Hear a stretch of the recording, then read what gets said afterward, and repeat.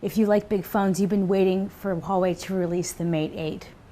We have a review up of this device already, and if you have a Mate 7 and are curious exactly what has changed and if you should upgrade, well, that's what I'm going to dive right into right now.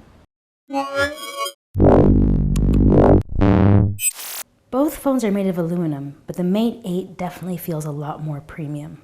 They're both sturdy, both have a fingerprint sensor and large batteries. They have a lot in common, but they also have a few differences. The bezels have become thinner when you compare it to the Mate 7. They're now 1.5 millimeters. And in terms of ergonomics, the flat back on the Mate 7 has kind of been changed a little bit, so it has like a thinner, more curviness to it on the Mate 8. Both still sport a 1080p display, but the new phablet has a 2.5D variety, meaning that it curves slightly on the edge. Personally, I don't think the 2.5D adds that much to the handset, but regardless, we've got it. Huawei's also made a minor change to the fingerprint sensor, and this is actually the main way that you can tell the two devices apart. It's round rather than square.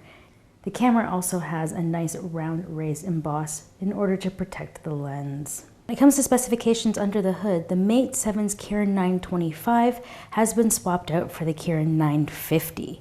The new SoC has dual source 14 nanometer and 16 nanometer parts, which is actually the most advanced technology available, and they've got an octa-core big little setup. This is a huge departure from the now dated Mate 7 processor, which has 32-bit architecture instead of 64.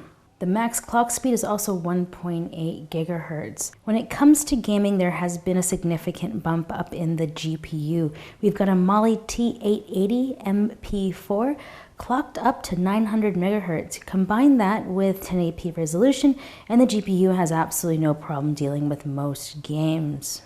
When it comes to specs that are under the hood, the base model has 3 GB of RAM with 32 GB of internal storage. The high-end version has 4 GB of RAM with 64 GB of storage. The Mate 8, like the Mate 7, comes with 2 nano SIMs, and you can use the second SIM card slot for micro SD card expansion.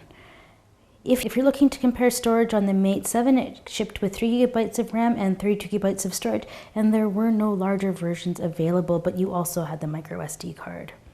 Looking at the cameras, we've seen a bump on the 13 megapixel sensor on the Mate 7 to 16 megapixels. The front camera of the Mate 8 now has an 8 megapixel resolution, up from 5 on its predecessor, so this should give us more detailed and more beautiful selfies. Not only have we seen an increase in megapixel, but I think the overall quality of the photos has gone up as well. If you see in this side by side, things just look a little more crisp and clear, and I think the video quality is also better.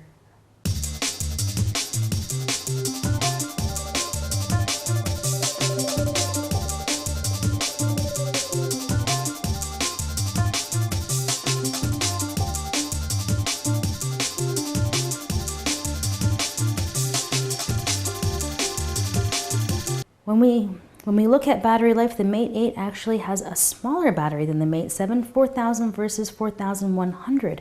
But the reason why we have such a downgrade is that, well, the displays are more power efficient, SoCs are more power efficient, and we're not actually seeing a dip in battery life. You can go 2 days solid on the Mate 8 or 1 day easily if you're an aggressive user.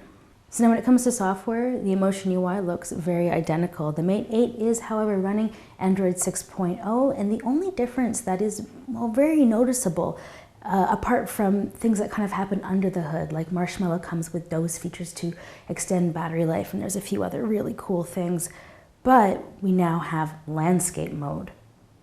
So what do you think? Will you be upgrading? It's a much more powerful device with a better camera.